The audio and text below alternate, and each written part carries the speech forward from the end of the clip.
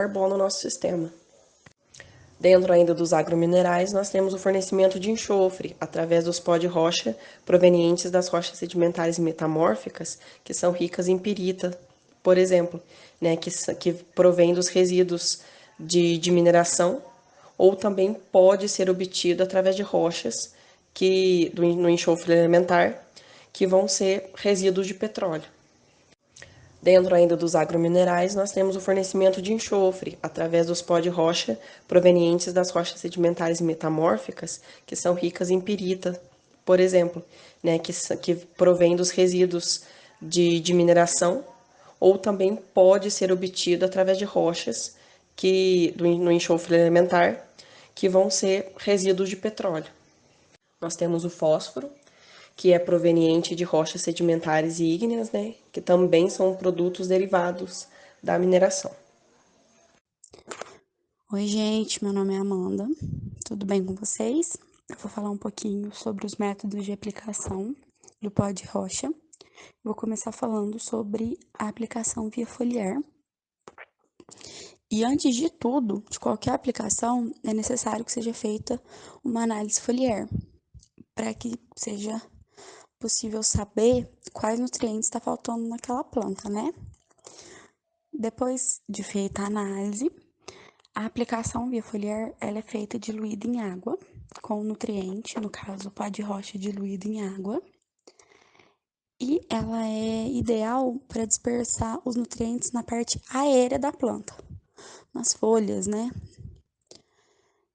E é isso. Oi pessoal, eu sou a Lohane e eu vou falar sobre a aplicação via solo. Ela pode ser de fosfato, carbonato, cloreto e dentre outros compostos. Só que tem que tomar muito cuidado na hora de utilizar essa adubação, porque ela em excesso ela pode deixar o solo até infértil. Ela modifica o pH do solo, modifica os nutrientes e pode acabar sendo tóxico para o solo e para a planta. A gente costuma dividir a adubação em 3 aplicações, que é a de carnaval, a de finados e a de natal. Antes de fazer qualquer adubação, qualquer correção de solo, é muito importante a gente fazer uma análise e ver quais que são os nutrientes que estão precisando. Em disponibilidade formulada, a gente vai ter o NPK, nitrogênio, fósforo e potássio. Fora esse, a gente consegue ter os outros que são aplicados à parte. Cai entre os sulfatos e os fosfatos e os cloretos. A aplicação via solo é dividida em 4 partes. A primeira delas é a aplicação na semeadura, que é quando você tem a plantadeira, você já faz a conta de adubação de plantio, já vai o adubo de plantio junto com a semente. Então a plantadeira já vai passando, adubando e plantando de uma vez. Tem a aplicação pneumática, que é muito usado em cana-de-açúcar, quando você aduba somente as linhas da lavoura. Cai a raiz, puxa aquele nutriente que está lá e leva para a planta.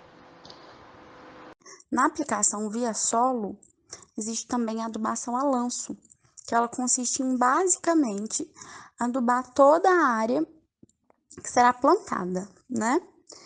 E ela pode ser realizada totalmente antes do plantio ou parcialmente.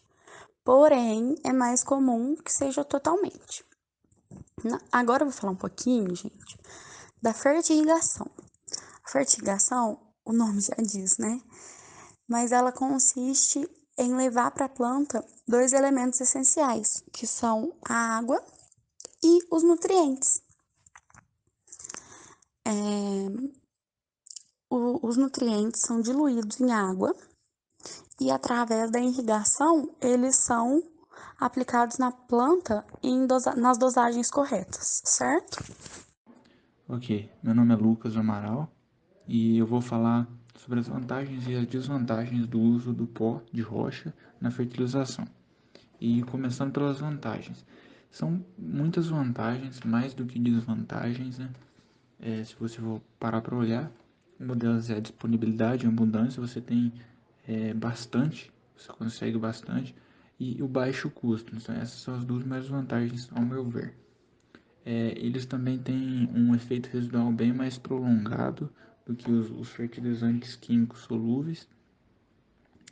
E de quebra, você ainda tem uma redução na perda por lixiviação, porque geralmente a liberação de nutrientes do pó de rocha vai ser mais gradual, vai ser uma liberação mais lenta, diferente dos adubos mais convencionais, porque tem muitos adubos que a liberação não é lenta, é mais em pó, não é muito granulado. E aí, tipo, se der uma chuva muito forte, uma chuva mais pesada assim, ele chivia, e aí você perde bastante da tua adubação, certo? Você também pode fazer fertilização do solo com os macro e micronutrientes que não são disponíveis em fertilizantes químicos solúveis, certo? Outra vantagem muito grande é a remineralização ou rejuvenescimento do solo, que se baseia no processo de intemperismo sobre as rochas, que é uma prática bem interessante, principalmente em solos tropicais, que tem uma lixiviação de bases muito intensa, certo? Então, assim, de forma simples de explicar, essa prática limita o que a natureza faz, só que de um tempo bem menor, bem menor. E além disso, ele libera nutrientes a curto e médio prazo, certo?